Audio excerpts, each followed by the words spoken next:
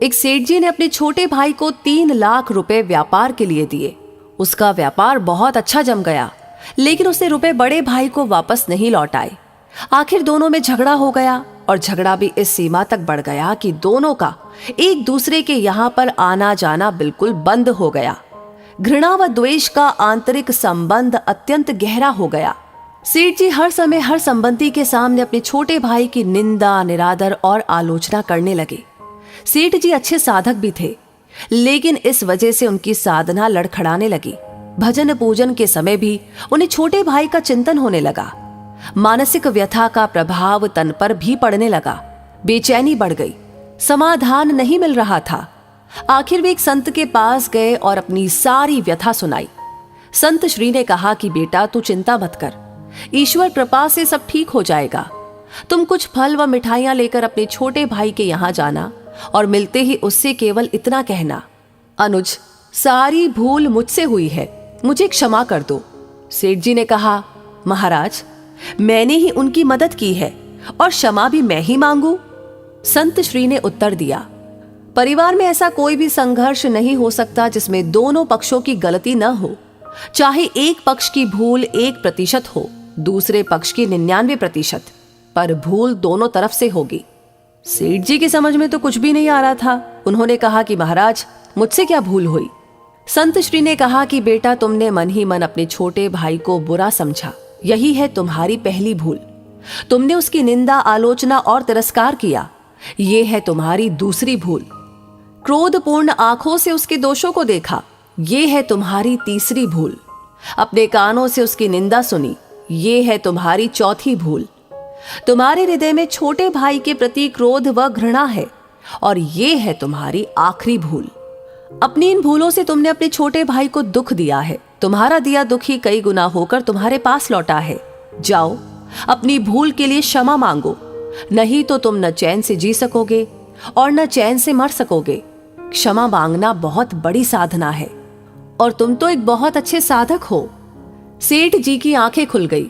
संत श्री को प्रणाम करके वे छोटे भाई के घर पहुंचे। सब लोग भोजन की तैयारी में थे। उन्होंने दरवाजा खटखटाया। दरवाजा उनके भतीजे ने खोला।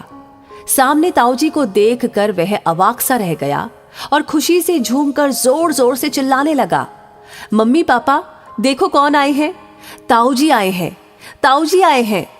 माता पिता ने दरवाजे की तरफ देखा, सोचा कहीं हम सपना तो नहीं देख रहे। छोटा भाई हर्ष से पुलकित हो उठा। 15 वर्ष के बाद आज बड़े भैया घर पर आए हैं। प्रेम से गला रुंध गया, कुछ बोल न सका। सेठ जी ने फल व मिठाइयां टेबल पर रखी और दोनों हाथ जोड़कर छोटे भाई को कहा, भाई, सारी भूल मुझसे हुई है, मुझे क्षमा करो।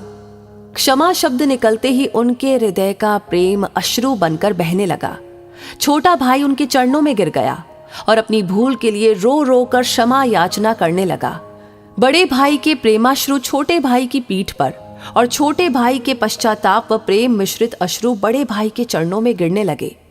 क्षमा व प्रेम का अथाह सागर फूट पड़ा।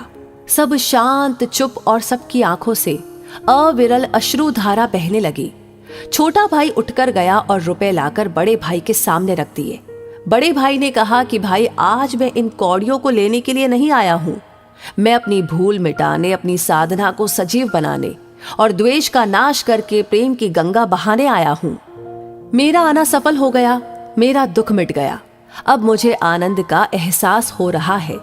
छोटे भाई ने कहा, भैया, जब तक आप ये रुपए नहीं लेंगे तब तक मेरे हृदय की तपन नहीं मिटेगी। कृपा करके आप ये रुपए ले लीजिए। सेठ जी ने छोटे भाई से रुपए लिए और अपनी इच्छा अनुसार छोटे भाई भतीजों में बांट दिए। सब कार में बैठे घर पहुंचे। 15 वर्ष बाद उस अर्धरात्रि में जब पूरे परिवार का मिलन हुआ तो ऐसा लग रहा था कि मानो साक्षात प्रेम ही शरीर धारण किए वहां पर पहुंच गया हो। सारा परिवार प्रेम के अथाह सागर में मस्त हो रहा था। क्षमा मांगने के बाद सेठ जी का दुख, चिंता, तनाव, भय, निराशा रूपी मानसिक रोग जड़ से ही मिट गया और साधना सजीव हो उठी।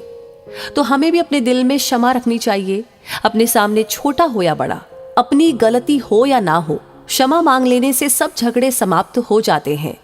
वैसे इस कहानी के बारे में आप क्या कहेंगे, आपका पर्सनल एक्सपीरियंस क्या है, हमें ज़रूर बताएं कमेंट बॉक्स में लिख करके।